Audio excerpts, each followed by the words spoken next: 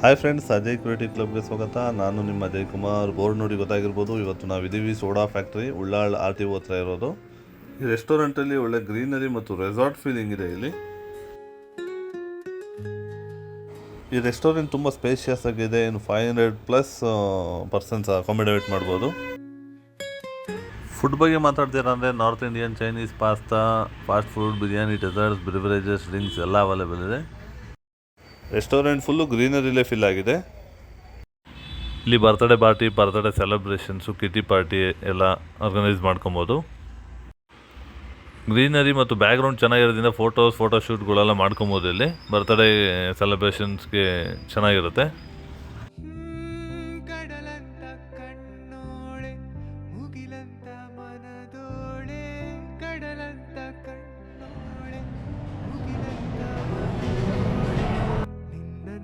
ಚೆಲುವೆ ಯಾರೇ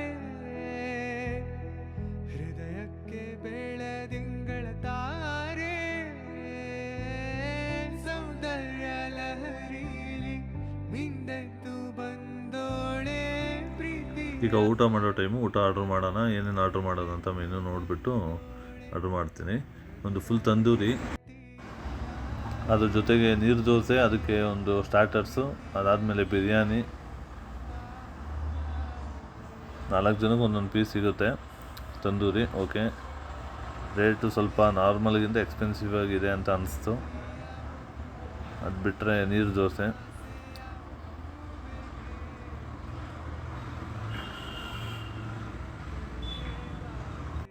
ಮಸಾಲೆ ಟೇಸ್ಟು, ಅದು ಬರ್ನ್ ಆಗಿರೋದು ಎಲ್ಲ ಚೆನ್ನಾಗಿದೆ, ಎಲ್ಲ ಚೆನ್ನಾಗಿ ಬೆಂದಿದೆ. ಟೇಸ್ಟ್ ಕೂಡ ಚೆನ್ನಾಗಿ ಫೀಲ್ ಇದೆ. ಬಟ್ ತಂದೂರಿ 650 ಇದೆ, ಪರವಾಗಿಲ್ಲ ರೇಟು. ಬಟ್ ಈ ಆ್ಯಂಬಿಯನ್ಸ್ಗೆ, ಇಲ್ಲಿರೋ ಮೇಂಟೆನೆನ್ಸ್ಗೆ ಓಕೆ ಕೊಡ್ಬೋದು.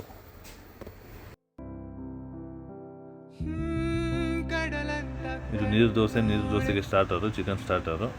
ಸ್ವಲ್ಪ ಕಲ್ಲರ್ ಆಯಿತು ಅಂತ ಅನಿಸ್ತು. ಕೇಳಿದೆ ಅದೂ, ಅದು ಮೆಣಸಿನ್ಕಾಯಿ ನ್ಯಾಚುರಲ್ನೇ, ಕೆಮಿಕಲ್ ಥರ ಯಾವುದೂ ಇರೋದಿಲ್ಲ ಅಂತಂದರು. ಅದಾದಮೇಲೆ ನೆಕ್ಸ್ಟು ಬಿರಿಯಾನಿ, ಚಿಕನ್ ಬಿರಿಯಾನಿ.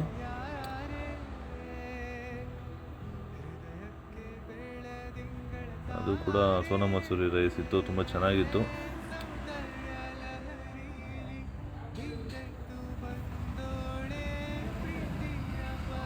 ನೋಡೋಕೆ ತುಂಬ ಚೆನ್ನಾಗಿದೆ. ಟೇಸ್ಟ್ ಮಾಡಿ ನೋಡಿಬಿಟ್ಟು ಹೇಳ್ತೀನಿ ಹೆಂಗಿದೆ ಅಂತ.